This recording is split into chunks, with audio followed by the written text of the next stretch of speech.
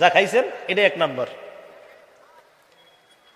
2 number আউলাবিস্তা ফাবলাইতা, যা পরিধান করলা করার পর পুরাতন হয়ে গেছে এটা আর পরো না, এটা তোমার সম্পদ।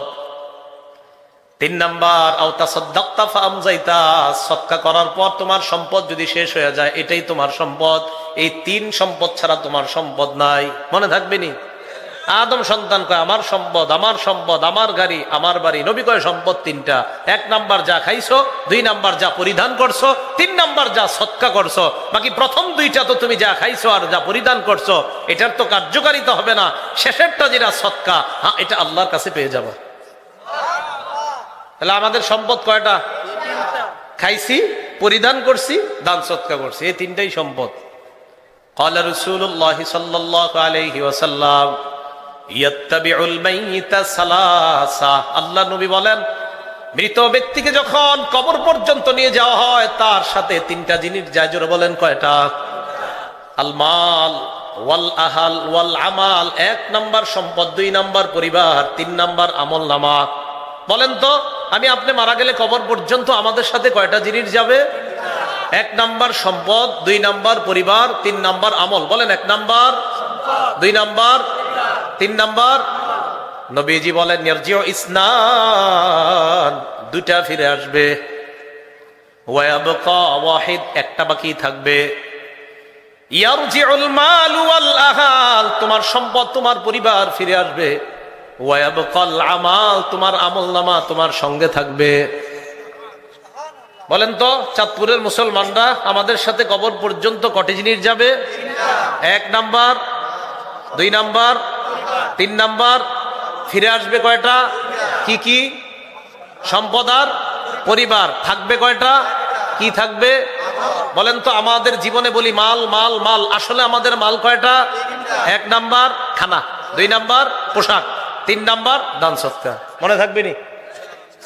তো আল্লাহ পাক রব্বুল আলামিন বলেন আল্লাহকুমুত তাকাসুর, প্রাচুর্যের প্রতিযোগিতা তোমাদেরকে রব থেকে দূরে সরিয়ে দিয়েছে। নবীজি কয় কিসের প্রতিযোগিতা করো? সম্পদ তো 3টা। হাত্তা জুরতুমুল মাকাবির, কবর পর্যন্ত চলবে। ক্বালা রাসূলুল্লাহ সাল্লাল্লাহু আলাইহি ওয়াসাল্লাম ইয়াহরুমু ইবনু আদম ওয়া ইয়াবকা মাহু ইসনাতান। নবীজি বলেন আদম সন্তানের বয়স বাড়ে, ওয়া তাবকা মাহু ইসনাতান, 2টা জিনিস তার বয়স বাড়ার পাশাপাশি 2টা জিনিস তার স্থায়িত্ব আরো বাড়ে। মানুষের বয়স যত বাড়ে 2টা জিনিসের তার স্থায়িত্ব তত বাড়ে। আরো সুন্দরভাবে বলি, মানুষের বয়স যত বাড়তে থাকে 2টা জিনিসের লোভ তত বাড়তে থাকে। কয়টা? 2টা। 1 নাম্বার আল মাল, সম্পদের লোভ। 2 নাম্বার অতুলিল আমাল, লম্বা আশা। এই 2টা জিনিস বাড়তে থাকে। তো রাসূলুল্লাহ সাল্লাল্লাহু আলাইহি সাল্লাম বলেন মানুষ যত বয়স বাড়ে তার 2টা জিনিস তত এটার প্রতি আগ্রহ বাড়তে থাকে। 1 নাম্বার সম্পদ, 2 নাম্বার লম্বা আশা, এগুলার প্রতি তার আগ্রহ বাড়তে থাকে। আল্লাহ আমাদের সকলকে আগ্রহ যেন আমরা আখিরাতমুখী আগ্রহী হতে পারি, আল্লাহ তৌফিক দান করেন।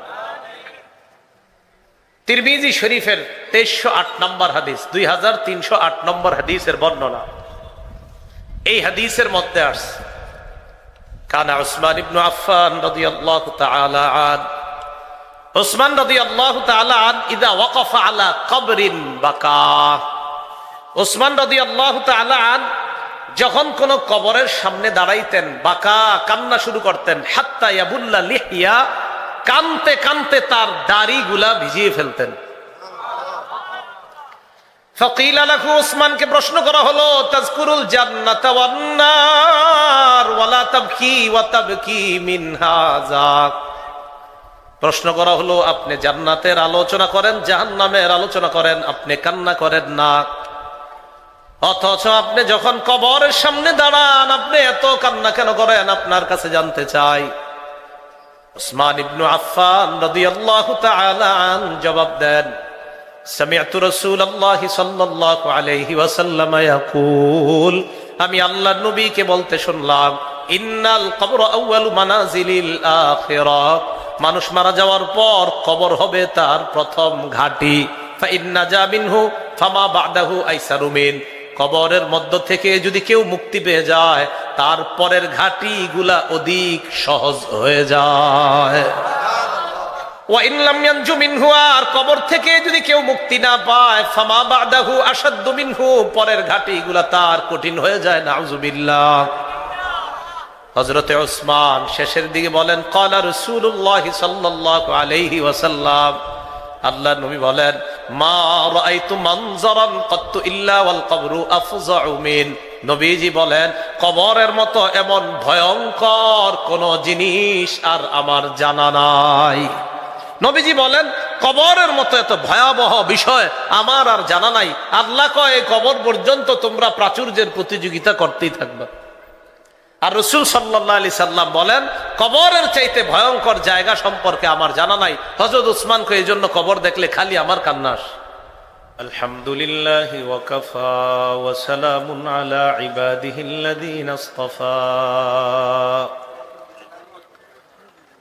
আম্মা বা'দু ফাআউযু বিল্লাহি মিনাশ শাইতানির রাজীম।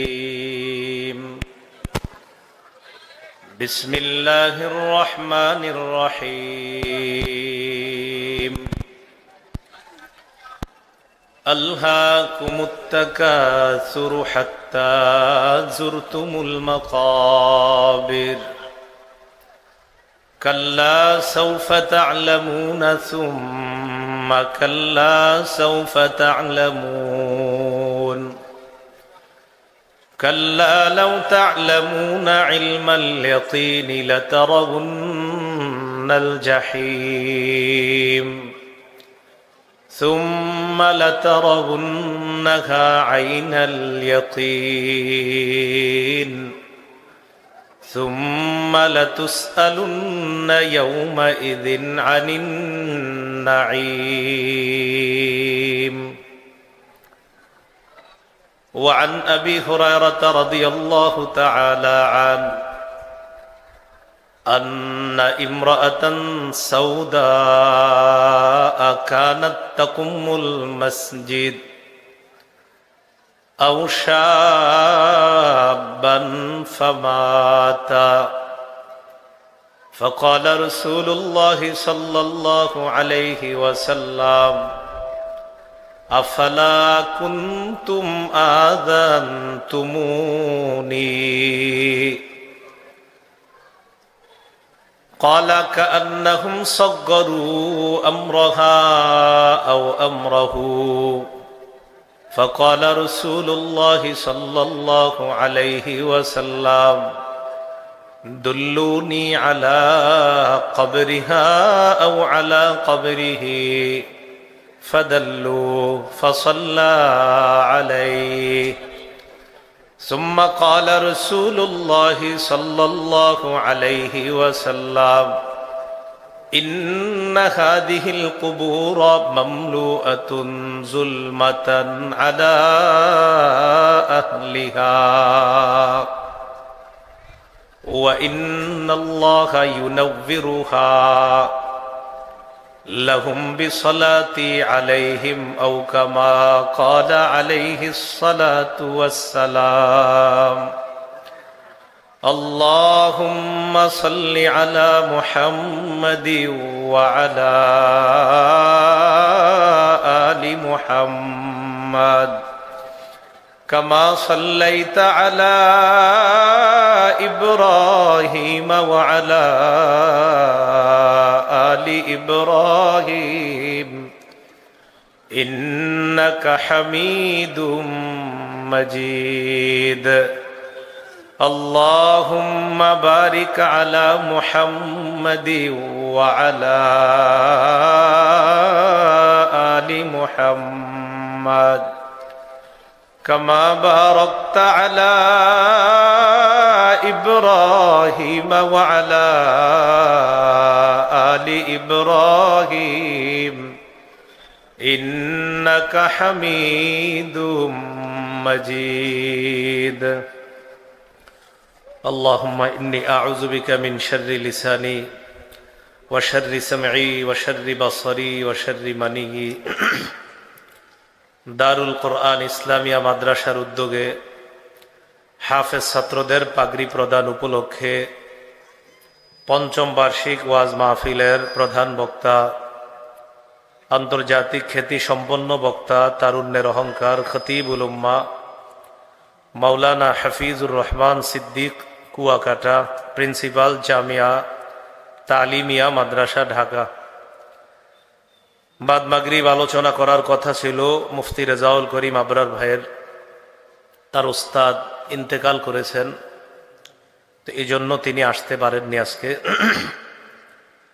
আলোচনা পেশ করেছেন হযরত মাওলানা ওলি আহমদ, মাওলানা হামিম রফিকুল ইসলাম, মাওলানা ফেরদাউস আল আজাদ, মাওলানা আনোয়ার হোসেন আমিনী।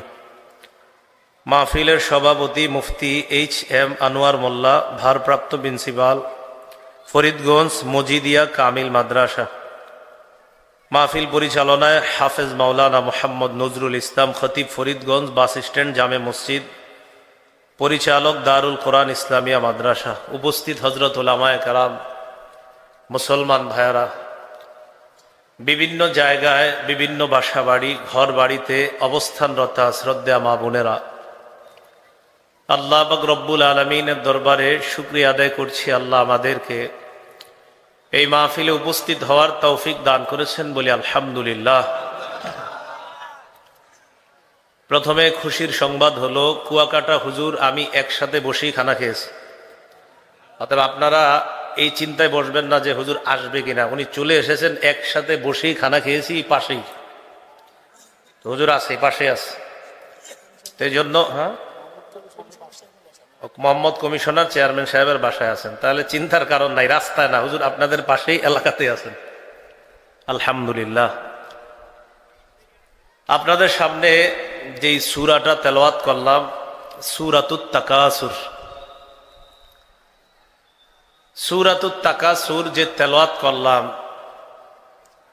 এই সূরা, এগুলা যে কোরআনের আয়াত, সূরা পড়লাম, এগুলা কোরআনের আয়াত না? এটা আমি কেমনে জানলাম এটি যে কোরআনের আয়াত, এগুলা যে আল্লাহর কথা? আপনারা কেমনে বুঝলেন এগুলা আল্লাহর কথা? এগুলা যে আল্লাহর কথা, এটা বুঝলাম কেমনে আমরা? দলিল কি বলেন? নবীজি জানাইছে। কে জানাইছে? বুঝা গেল কোরআন, এই যে কোরআনের আয়াত, এটার জন্য হাদিস জরুরি। কোরআনের আয়াত যে কোরআন বিষয়ে সাব্যস্ত করবেন, হ্যাঁ এটা কোরআনের আয়াত, এটা আল্লাহর বাণী, এই কথার সত্যতা মুহাম্মদ সাল্লাল্লাহু আলাইহি সাল্লামের মুখ থেকে জানতে হবে। তাহলে বোঝা গেল কোরআন বুঝার জন্য হাদিসের প্রয়োজন আছে না নাই? শুধু কি কোরআন বুঝা? কোরআনের সর্বপ্রথম যে ইকরা, নবী আপনি পড়েন, এই ইকরা প্রমাণ করতে হলেও হাদিস লাগবে। সহিহ বুখারীর বর্ণনা 3 নম্বর হাদিস, আম্মাজান আয়েশা সিদ্দিকা রাদিয়াল্লাহু তাআলা আনহার বর্ণনা, আউয়ালু মা বুদিআ বিহি রাসূলুল্লাহ সাল্লাল্লাহু আলাইহি ওয়াসাল্লাম মিনাল ওয়াহয়ি আর-রু'য়া সালিহা ফিন নাওম। রাসূলুল্লাহ সাল্লাল্লাহু আলাইহি সাল্লামের কাছে প্রথম দিকে ওহীর নিয়মটা ছিল, ঘুমের মধ্যে স্বপ্ন যুগে তিনি যা দেখতেন সেটাই ছিল ওহী। ঘুমে স্বপ্নে উনি যা দেখতেন এটাই ছিল কি? ওহী। কানা লা ইয়ারা রুয়ান ইল্লা জাআত মিসলা ফালাকিস সুবহি। রাসূলুল্লাহ সাল্লাল্লাহু আলাইহি সাল্লাম স্বপ্নে যা দেখতেন এটা দিনের আলোর মতো স্পষ্ট হয়ে নবীজির সামনে উপস্থিত হতো। তাহলে শুরুর দিকে ওহী ছিল রাসূলের স্বপ্ন, বাস নবীদের স্বপ্ন সত্য। সুম্মা হুব্বিবা ইলাইহিল খালা, এরপর নবীর নির্জনতা ভালো লাগা শুরু করলো, নির্জনতাকে প্রিয় করে দেওয়া হলো, তিনি নির্জনে থাকতে পছন্দ করেন। ওয়া কানা ইয়াখলু বিগারি হিরা, রাসূলুল্লাহ সাল্লাল্লাহু আলাইহি সাল্লাম হেরা পর্বতে নির্জনতা অবলম্বন করা শুরু করলেন, নির্জনে ইবাদত করতে লাগলেন। ফায়াতাহান্নাসু ফীহি ওয়া হুয়া তা'আব্বুদুল লায়ালি যাওয়াতিল আদাদ। রাসূলুল্লাহ সাল্লাল্লাহু আলাইহি সাল্লাম পরিবার থেকে বিচ্ছিন্ন হয়ে ইবাদত করতেন, পরিবারে তখন আসতেন যখন তার খানা শেষ হয়ে যেত, উনি পরিবারে আসতেন সুম্মায়া তাজাওয়াদু লিযালিকা, আবার খানা নিয়ে চলে যেতেন হেরা পর্বতে, আবার ইবাদতে ধ্যান মগ্নতায় তিনি কাটাইতেন। হাত্তা জাআহুল মালাক, একদিন নবীজির কাছে ফেরেশতা চলে আসছে। সুবহানাল্লাহ। অন্য বর্ণনায় ফাজিআহুল হক, হঠাৎ হেরা পর্বতে রাসূলের কাছে সত্য উপস্থিত হলো। যিনি আসলেন এসেই বললেন ইকরা, পড়েন। কি বললেন? এখন দেখেন এই যে ইকরা যিনি বললেন নবীজিকে, ইকরাটা কোন জায়গার আয়াত বলেন? কোথার আয়াত? তাহলে কোরআনের প্রথম ইকরা প্রমাণ করতে হলে হাদিস লাগে। কোরআনের প্রথম ইকরা পড়েন, এটা প্রমাণ করার জন্য হাদিসের প্রয়োজন। বোঝা গেল শুধু কোরআন শুধু হাদিস না, কোরআন হাদিস দুইটাই। তো বললেন ইকরা, পড়েন। তো রাসূলুল্লাহ সাল্লাল্লাহু আলাইহি সাল্লাম জবাব দিলেন মা আনা বিকারিইন, আমি পড়তে জানি না। ফাগাত্তানি হাত্তা বালাগা মিন্নিল জাহদা, আমাকে জিবরিল একটা চাপ দিছে, চাপের কারণে আমার প্রচন্ড কষ্ট হয়েছে। সুম্মা আরসালানি, আবার ছেড়ে দিছে। আবার আমাকে বললেন ইকরা, পড়েন। আমি বললাম মা আনা বিকারিইন, আমি পড়তে জানি না। সুম্মা গাত্তানি সানিয়া, দ্বিতীয়বার আবার আমাকে চাপ দিলেন, চাপ দেওয়ার পর আবার আমার প্রচন্ড কষ্ট হয়। সুম্মা আরসালানি, আবার আমাকে ছেড়ে দিলেন। আবার বললেন ইকরা, পড়েন। আমি বললাম মা আনা বিকারিইন, আমি পড়তে জানি না। সুম্মা গাত্তানি সালিসা, তৃতীয়বার আবার আমাকে চাপ দেয়। চাপ দেওয়ার পর আমার প্রচন্ড কষ্ট হয়। সুম্মা আরসালানি, আবার আমাকে ছেড়ে দেয়। এবার আমাকে বললেন ইকরা বিসমি রাব্বিকাল্লাযী খালাক, পড়েন রবের নামে যেই রব সৃষ্টি করেছেন। নবীজি বলেন যেই মাত্র বলছে রবের নামে পড়ার জন্য, আমি পড়লাম ইকরা বিসমি রাব্বিকাল্লাযী খালাক, খালাকাল ইনসানা মিন আলাক, ইকরা ওয়া রাব্বুকাল আকরামুল্লাযী আল্লামা বিল কলম, আল্লামাল ইনসানা মা লাম ইয়ালাম। রবের নামে যেই মাত্র পড়তে বললেন, 5টি আয়াত আমার মুখ দিয়ে আমার রব বের করে দিলেন। এখন এই যে কোরআনের ইকরা থেকে 5টি আয়াত আমরা প্রমাণ করলাম, কি দিয়ে প্রমাণ করলাম? কথা বুঝছেন? এটা কেন বললাম যে তাকাসুর, এটা যে কোরআনের সূরা, এই কথাগুলা যে আল্লাহর, প্রমাণ কি? প্রমাণ নবী বলছে সাহাবীদেরকে, সাহাবী পরবর্তী প্রজন্মকে বলছে। এইভাবে আস্তে আস্তে আমাদের পর্যন্ত আসছে। এটা আল্লাহর বাণী, এটা রসুলের বাণী। আল্লাহর বাণী বুঝতে গেলে রসুলের বাণী অবশ্যই লাগবে। শুধু কোরআন আর শুধু হাদিস, কোরআন বাদ দিয়ে হাদিস অথবা হাদিস বাদ দিয়ে কোরআন না, কোরআন সুন্নাহ, কোরআন হাদিস উভয়টা মানার নাম হলো মুসলমান। ভয়াবহ ফিতনা চলতেছে আমাদের, আল্লাহ বুঝার তৌফিক দান করেন। তো তাকাসুর, সূরা তাকাসুর, এটা কেন নাজিল হলো? নাজালাত ফি কাবিলাতাইনি মিন কাবাইলিল আনসার ফি বানিল হারিসা ওয়া বানিল হারিস। আনসারী গোত্রের 2টি গোত্রের ব্যাপারে এই সূরাটা অবতীর্ণ হয়েছে। একটা গোত্রের নাম বনুল হারিসা, আর একটা গোত্রের নাম বনুল হারিস। সহজে মনে রাখতে পারবেন, একটা নাম বনুল হারিসা, শেষে একটা গোলতা, আর একটার নাম বনুল হারিস। এই 2 বংশ তাফাখারু, খালি গর্ব করত, ওয়া তাকাসারু, আর প্রাচুর্যের প্রতিযোগিতা করত, আমগো বেশি, তোমগো চেয়ে আমগো বেশি, এই প্রতিযোগিতা খালি করত। আল্লাহ তাদেরকে লক্ষ্য করে এই সূরা নাজিল করলেন। আল্লাহ বলেন আল্লাহকুমুত তাকাসুরু হাত্তা যুরতুমুল মাকাবির। আল্লাহকুম, তোমাদেরকে ভুলিয়ে দিয়েছে, আত-তাকাসুর, প্রাচুর্যের প্রতিযোগিতা তোমাদেরকে ভুলিয়ে দিয়েছে। কি ভুলিয়ে দিয়েছে? তাফসীরের কিতাবে আসছে আল্লাহকুমুত তাকাসুরু আন তাআতিল্লাহ, প্রাচুর্যের প্রতিযোগিতা তোমাদেরকে ভুলিয়ে দিয়েছে আন তাআতিল্লাহ, আল্লাহর ইবাদত থেকে তোমাদেরকে গাফেল করে দিয়েছে, তোমাদেরকে ভুলিয়ে দিয়েছে আল্লাহর যে ইবাদত করা দরকার। সম্পদের প্রতিযোগিতায় তোমরা এটা ভুলে গেছো।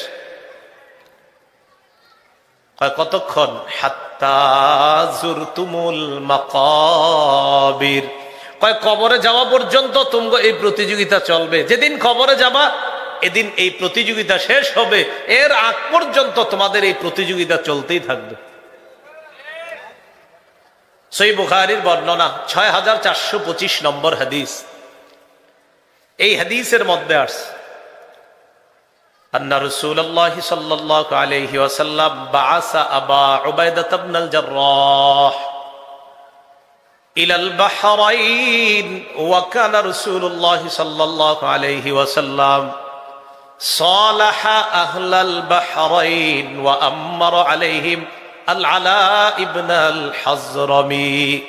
মন দিয়ে শুনেন, রাসূলের এক সাহাবী নাম আবু উবাইদা ইবনুল জাররাহ, এই সাহাবীকে রাসূল সাল্লাল্লাহু আলাইহি সাল্লাম বাহরাইনে পাঠাইলেন। কোথায়? বাহরাইনের নাম শুনছেন নি আপনারা? কেন পাঠাইছেন? ইয়াতি বিজিজিয়াতিহা, ট্যাক্স আনার জন্য।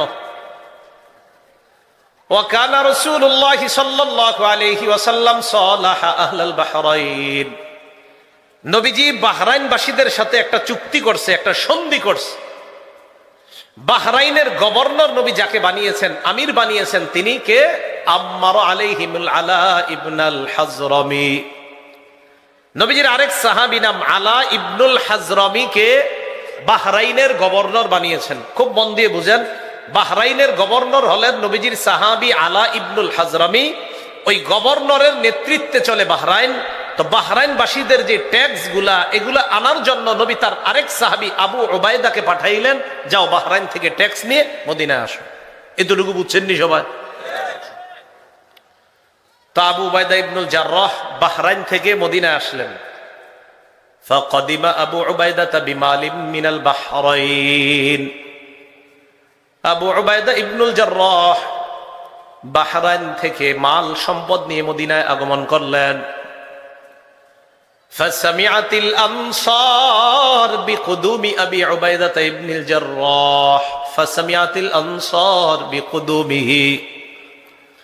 আবু উবাইদা যে মাল নিয়ে বাহরাইন থেকে মদিনায় আসছে, এই ঘটনা, এই সংবাদ, তার আগমনের ব্যাপারটা আনসারীরা শুনতে পেল। তারা জানতে পারলো যে নবী যাকে ট্যাক্স আনতে পাঠাইছে তিনি অনেক মালামাল নিয়ে মদিনায় আসছে। فوافوا صلاة الصبح مع رسول الله صلى الله عليه وسلم। আনসারী সাহাবীগণ আল্লাহ রাসূলের সাথে ফজরের নামাজে শরীক হয়। ফজরের নামাজে আল্লাহ নবীর সাথে শরীক হওয়ার পর ফালাম্মান সারাফা রাসূলুল্লাহ সাল্লাল্লাহু আলাইহি ওয়াসাল্লাম তাআররাদু লা, নবীজি যখন ফজরের নামাজের সালাম ফিরায়, সালাম ফিরানোর পর সব আনসারী সাহাবীগণ আল্লাহ রসুলের কাছাকাছি গিয়ে বসছে। সবাই গিয়ে নবীর সামনে বসছে। কেন জানেন? উদ্দেশ্য হলো হুজুর কিছু বলতেছেন, এমনি সবাই এমন একটা ভাব যে হুজুর কিছু একটা ব্যাপারে আপনার সামনে বসে রয়েছে। সবাই নবীজির দিকে মুখ করে বসে রয়েছে। নবীজি তাদের সবার দিকে তাকায়া ফাতাবাসসামা রাসূলুল্লাহ সাল্লাল্লাহু আলাইহি ওয়াসাল্লাম হিনা রাআহুম, নবীজি যখন তাদেরকে দেখলেন একটা মুচকি হাসি দিলেন। আবার বলছি, বাহরাইন থেকে মাল আসছে, এই সংবাদ আনসাররা পেয়েছে। আনসাররা নবীজির সাথে ফজরের জামাতে শরীক হয়েছে। সালাম ফিরানোর পর নবীজির সামনাসামনি মুখোমুখি হয়ে বসছে। নবীজি তাদের দিকে তাকায়া একটা মুচকি হাসি দিচ্ছে। তাদেরকে বললেন, সামিআতুম বিকুদুমি আবি উবাইদাতা ওয়া আন্নাহু জাআ বিমাল। ঘটনা কি? আবু উবাইদা যে মদিনায় আসছে এটা তোমরা শুনছো না, আর সম্পদ নিয়ে আসছে এটাও তোমরা শুনছো, ঠিক না? আনসারী সাহাবীগণ জবাব দেয়, আজাল্লিয়া রাসূলুল্লাহ, জি হুজুর ঠিকই বলছেন, সম্পদ নিয়ে আসছে এটা শুনছি, এই কারণে আপনার সামনে আসছে। নবীজি বললেন, আবশিরু, সুসংবাদ গ্রহণ করো, ওয়া আমিলু মা ইয়াসুররুকুম, আশা করো যা তোমাদেরকে আনন্দিত করবে। এবার আল্লাহর নবী বলেন, শোনো তোমরা, মাল ফাকরা আখশা আলাইকুম, দারিদ্রতা তোমাদের উপর আসবে এই আশঙ্কা আমি নবী করি না, দারিদ্রতার কারণে তোমরা কষ্টে থাকবা এই আশঙ্কা আমি করি না। মাল ফাকর আখশা আলাইকুম, আমি তোমাদের ব্যাপারে এই আশঙ্কা করি না তোমরা দারিদ্রতার মধ্যে পড়বা, এই আশঙ্কা করি না। ওয়ালাকিন আখশা আলাইকুম আন তুবসাতা আলাইকুমুদ দুনিয়া কামা বুসিতাত আলা মান কানা ক্বাবলাকুম, আমি আশঙ্কা করছি অতীত জামানার মানুষের সামনে যেমনি ভাবে দুনিয়াকে বিছিয়ে দেওয়া হয়েছে, দুনিয়ার চাকচিক্য আর সৌন্দর্য বিছিয়ে দেওয়া হয়েছে, তেমনি ভাবে তোমাদের সামনেও এই দুনিয়াকে বিছিয়ে দেওয়া হবে, আমি এই আশঙ্কা করছি। দারিদ্রতার আশঙ্কা করি না, বরং তোমাদের সামনে টাকা পয়সা অঢেল ধন সম্পত্তি আসবে, আমি এই আশঙ্কা করতেছি। এরপর নবীজি বলেন ফাতানাফাসুহা কামা তানাফাসুহা, নবীজি বলেন দারিদ্রতা তোমাদের উপর আসবে এই আশঙ্কা করি না, দুনিয়া তোমাদের উপর বিছিয়ে দেওয়া হবে, তোমাদের সামনে ওইভাবে বিছিয়ে দেওয়া হবে যেমন অতীত জামানার মানুষের সামনে দুনিয়া বিছিয়ে দেওয়া হয়েছে। এরপর দুনিয়া পাওয়ার জন্য তোমরা প্রতিযোগিতা করবা, যেইভাবে আগের জামানার মানুষগুলা দুনিয়া পাওয়ার জন্য প্রতিযোগিতা করত। রাসূলুল্লাহ সাল্লাল্লাহু আলাইহি সাল্লাম শেষের দিকে বললেন ফাতুলহিয়াকুম কামা আলহাতুহুম, এরপর দুনিয়া পাওয়ার পর এই দুনিয়া তোমাদেরকে আল্লাহর ইবাদত থেকে গাফেল করে দিবে, যেমনি ভাবে তাদেরকেও দুনিয়া আল্লাহর ইবাদত থেকে গাফেল করে দিয়েছে। নাউজুবিল্লাহ। বুঝছেন নি হাদিসটা সবাই? আমি আশঙ্কা করছি এত বেশি দুনিয়া তোমরা পাবে, অতীত জামানার মানুষ যেমন পেয়ে আল্লাহরে ভুলে গেছে, তোমরাও এত পরিমাণ দুনিয়া পাবে, এই দুনিয়া তাদেরকে যেমন আল্লাহ ভুলিয়ে দিয়েছে, আমার আশঙ্কা দুনিয়া তোমাদেরকেও না জানি আল্লাহর ইবাদত ভুলিয়ে দেয়। আল্লাহ আমাদের সকলকে, আমরা যেন টাকা পয়সার মালিক হওয়ার পরে আসল মালিককে ভুলে না যাই, আল্লাহ আমাদেরকে ভুলে যাওয়ার খাতায় যারা আছে তাদের থেকে হেফাজত করেন। সম্পদ হওয়া খারাপ না, কিন্তু সম্পদ হওয়ার পর আল্লাহরে ভুলে যাওয়া এটা অবশ্যই খারাপ। আল্লাহ বুঝার তৌফিক দান করেন। তো আল্লাহ বলেন আল্লাহকুমুত তাকাসুর, প্রাচুর্যের প্রতিযোগিতা তোমাদেরকে ভুলিয়ে দিয়েছে আল্লাহর ইবাদত থেকে। সহিহ মুসলিম শরীফের বর্ণনা 2958 নম্বর হাদিস, 2958 মাদ্রাসার পাঠ্যপুস্তক অনুসারে। আর যাদের পকেটে মোবাইল আছে মোবাইল অনুযায়ী 7310 নম্বর হাদিস মুসলিম শরীফের। এই হাদিসের মধ্যে আসছে قال رسول الله صلى الله عليه وسلم يقول ابن آدم مالي ومالي, নবীজি বলেন আদম সন্তান বলে আমার সম্পদ, আমার সম্পদ, গাছ আমার, বাড়ি আমার, ঘর আমার, টাকা আমার, কলেজ আমার, অমুকটা আমার, সব আমার। বলে না হুজুর এই জায়গাটা আমার, আলহামদুলিল্লাহ গত মাসে কিনছি, হুজুর আমার 4টা বাস, হুজুর আমার 10টা অমুক। নবীজি বলেন আদম সন্তান বলে মালি মালি, আমার সম্পদ, আমার সম্পদ, আমার সম্পদ। আল্লাহর নবী বলেন তোমার সম্পদ মাত্র 3টা। বলেন কয়টা? 3টা। আদম সন্তান কয় আমার সম্পদ, আমার সম্পদ। নবীজি কয় তোমার সম্পদ মাত্র 3টা। 3টা। 1 নাম্বার হাল্লাকা ইয়াবনা আদম মিম্মা আলিকা ইল্লা মা আকালতা ফাফনাইতা, 1 নাম্বার তুমি যা খাইলা, খাওয়ার পর যা পিছনের রাস্তা দিয়ে বের করলা, এটাই তোমার 1 নাম্বার সম্পদ। যা খাইছেন এটা 1 নাম্বার। 2 নাম্বার আউলা বিস্তা ফাবলাইতা, যা পরিধান করলা, করার পর পুরাতন হয়ে গেছে, এটা আর পরো না, এটা তোমার সম্পদ। 3 নাম্বার আও তাসাদদাকতা ফামজাইতা, সদকা করার পর তোমার সম্পদ যদি শেষ হয়ে যায়, এটাই তোমার সম্পদ। এই 3 সম্পদ ছাড়া তোমার সম্পদ নাই। মনে থাকবে নি? আদম সন্তান কয় আমার সম্পদ, আমার সম্পদ, আমার গাড়ি, আমার বাড়ি। নবী কয় সম্পদ 3টা। 1 নাম্বার যা খাইছো, 2 নাম্বার যা পরিধান করছো, 3 নাম্বার যা সদকা করছো। বাকি প্রথম 2টা তো তুমি যা খাইছো আর যা পরিধান করছো এটার তো কার্যকারিতা হবে না। শেষেরটা যেটা সদকা, হ্যাঁ এটা আল্লাহর কাছে পেয়ে যাবে। তাহলে আমাদের সম্পদ কয়টা? 3টা। খাইছি, পরিধান করছি, দান সদকা করছি, এই 3টাই সম্পদ। ক্বালা রাসূলুল্লাহ সাল্লাল্লাহু আলাইহি ওয়াসাল্লাম ইয়াত্তাবিউল মাইয়িতা সালাসা, আল্লাহ নবী বলেন মৃত ব্যক্তিকে যখন কবর পর্যন্ত নিয়ে যাওয়া হয় তার সাথে তিনটা জিনিস যায়, জোরে বলেন কয়টা? আল মাল ওয়াল আহাল ওয়াল আমাল, 1 নাম্বার সম্পদ, 2 নাম্বার পরিবার, 3 নাম্বার আমল নামা। বলেন তো, আমি আপনি মারা গেলে কবর পর্যন্ত আমাদের সাথে কয়টা জিনিস যাবে? 1 নাম্বার সম্পদ, 2 নাম্বার পরিবার, 3 নাম্বার আমল। বলেন 1 নাম্বার, 2 নাম্বার, 3 নাম্বার। নবীজি বলেন ইয়ারজিউ ইসনান, 2টা ফিরে আসবে, ওয়া ইয়াবকা ওয়াহিদ, একটা বাকি থাকবে। ইয়ারজিউল মাল ওয়াল আহাল, তোমার সম্পদ তোমার পরিবার ফিরে আসবে। ওয়া ইয়াবকাল আমাল, তোমার আমলনামা তোমার সঙ্গে থাকবে। বলেন তো, চাঁদপুরের মুসলমানরা আমাদের সাথে কবর পর্যন্ত কটি জিনিস যাবে? 1 নাম্বার, 2 নাম্বার, 3 নাম্বার। ফিরে আসবে কয়টা? কি কি? সম্পদ আর পরিবার। থাকবে কয়টা? কি থাকবে? বলেন তো, আমাদের জীবনে বলি মাল মাল মাল, আসলে আমাদের মাল কয়টা? 1 নাম্বার খানা, 2 নাম্বার পোশাক, 3 নাম্বার দান সদকা। মনে থাকবে নি? তো আল্লাহ পাক রব্বুল আলামিন বলেন আল্লাহকুমুত তাকাসুর, প্রাচুর্যের প্রতিযোগিতা তোমাদেরকে রব থেকে দূরে সরিয়ে দিয়েছে। নবীজি কয় কিসের প্রতিযোগিতা করো? সম্পদ তো 3টা। হাত্তা জুরতুমুল মাকাবির, কবর পর্যন্ত চলবে। ক্বালা রাসূলুল্লাহ সাল্লাল্লাহু আলাইহি ওয়াসাল্লাম ইয়াহরুমু ইবনু আদম ওয়া ইয়াবকা মাহু ইসনাতান। নবীজি বলেন আদম সন্তানের বয়স বাড়ে, ওয়া তাবকা মাহু ইসনাতান, 2টা জিনিস তার বয়স বাড়ার পাশাপাশি 2টা জিনিস তার স্থায়িত্ব আরো বাড়ে। মানুষের বয়স যত বাড়ে 2টা জিনিসের তার স্থায়িত্ব তত বাড়ে।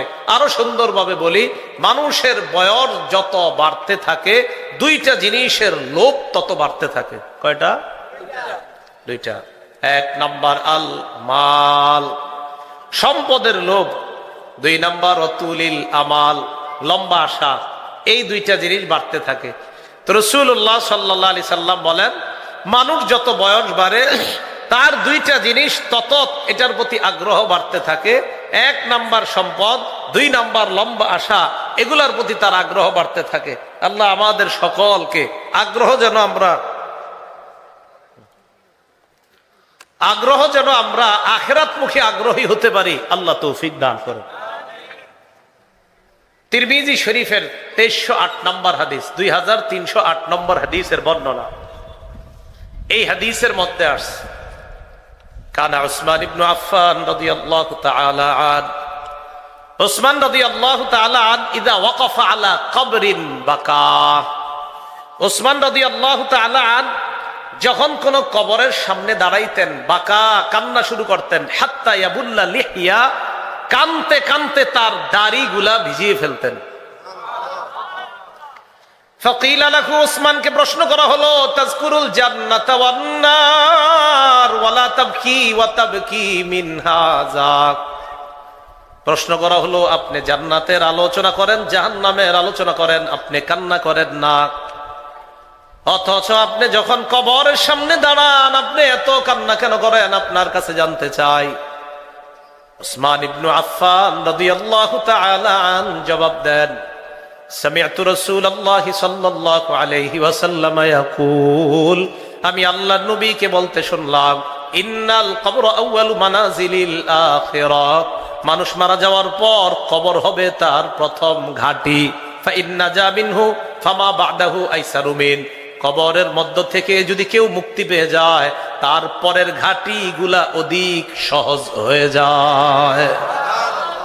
ওয়া ইন লাম ইয়ানজু মিনহু, আর কবর থেকে যদি কেউ মুক্তি না পায় ফামা বা'দাহু আশাদ্দু মিনহু, পরের ঘাটিগুলা তার কঠিন হয়ে যায়। নাউযুবিল্লাহ। হযরতে উসমান শেষের দিকে বলেন, ক্বালা রাসূলুল্লাহ সাল্লাল্লাহু আলাইহি ওয়াসাল্লাম, আল্লাহ নবী বলেন, মা রাআইতু মানজারান কাত্তু ইল্লা ওয়াল কবরু আফযাউ মিন, নবীজি বলেন কবরের মতো এমন ভয়ঙ্কর কোন জিনিস আর আমার জানা নাই। নবীজি বলেন কবরের মতো এত ভয়াবহ বিষয় আমার আর জানা নাই। আল্লাহ কয় কবর পর্যন্ত তোমরা প্রাচুর্যের প্রতিযোগিতা করতেই থাকবে।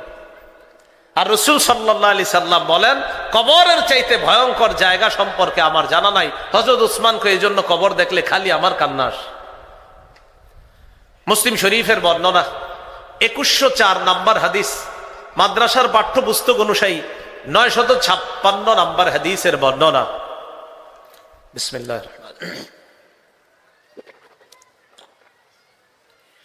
আলহামদুলিল্লাহ। এই হাদিসের মধ্যে আসছে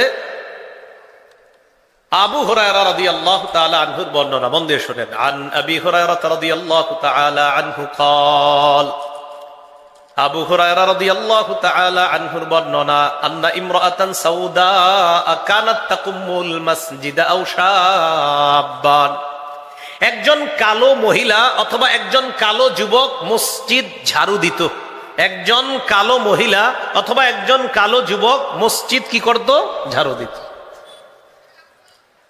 ফামাতা, এই মহিলাটা অথবা যুবকটা একদিন মারা যায়। ফাসআলা আনহা আও আনহু, আল্লাহর নবী ওই কালো মহিলার ব্যাপারে অথবা কালো যুবকটির ব্যাপারে প্রশ্ন করলেন, কি ব্যাপার, কালো মহিলাটাকে ইদানিং আর কেন মসজিদে দেখা যায় না? সাহাবীগণ জবাব দিলেন, মাতা, হুজুর এই মহিলাটা অথবা ওই কালো যুবকটা মারা গেছে। নবীজি বললেন, মারা গেছে, এখন কোথায়? সাহাবীগণ জবাব দিলেন, ইয়া রাসূলুল্লাহ, আপনাকে না জানিয়ে ওই মহিলাকে আমরা দাফন করে দিছি। আল্লাহ নবী বলেন, আফালা কুনতুম আযানতুমুনি, এই মহিলাটা মারা যাওয়ার পর কেন তোমরা আমাকে জানাইলা না? আমাকে জানানোর প্রয়োজন কি তোমরা মনে করো নাই? হাদিসের মধ্যে আসছে, কান্নাহুম সাগগারু আমরাহা আও আমরাহু, এই মহিলাটা কালো মহিলা তো, তার ব্যাপারে রাসূলকে জানানোটা তারা প্রয়োজন মনে করে নাই। আমি এইভাবে বলাটা সুন্দর হয় নাই, ঠিক হয় নাই, বলেন নাউজুবিল্লাহ। মানে তাদের মনে হলো আর কি যে একজন কালো মহিলা, ওনার ব্যাপারে নবীজিরে আর কি জানাবো, ঝাড়ু দিত, অপরিচিত, কেউ চিনতো না, তাই মারা গেছে, সাহাবীরা দাফন করে দিছে। নবীজিকে আমারে বলবা না তোমরা? তো হাদিসে আসছে, কান্নাহুম সাগগারু আমরাহা আও আমরাহু, কেমন যেন তারা বিষয়টা ছোট মনে করলো, না এটা হালকা একটা বিষয়, এটা আর নবীজিরে জানানোর কি আছে? এত বড় কেউ না এরকম যে মারা গেছে নবীজিরে জানাইতে হবে। নবীজিকে আমারে জানাইলা না তোমরা? দুল্লুনি আলা কবরিহা, তার কবরটা আমারে দেখাও, নিয়ে যাও। ফাদাল্লুহু, সাহাবারা নবীজিরে ওই মহিলা অথবা ওই কালো যুবকের কবরটা দেখায় দিস। ফাসাল্লা, ওই কবরের সামনে যতগুলা কবর আছে আল্লাহ নবী ওই জায়গায় দাঁড়িয়ে জানাজার নামাজ পড়লেন। এটা নবীর জন্য খাস। এই শোনেন, এটা কার জন্য খাস? এটা নবীজি সাল্লাল্লাহু আলাইহি সাল্লামের জন্য খাস। আপনারা আবার কিন্তু মৃত ব্যক্তি মারা যাওয়ার পর কবরে দাফন করার পর আপনারা আবার জানাজা এরকম পড়তে যান না।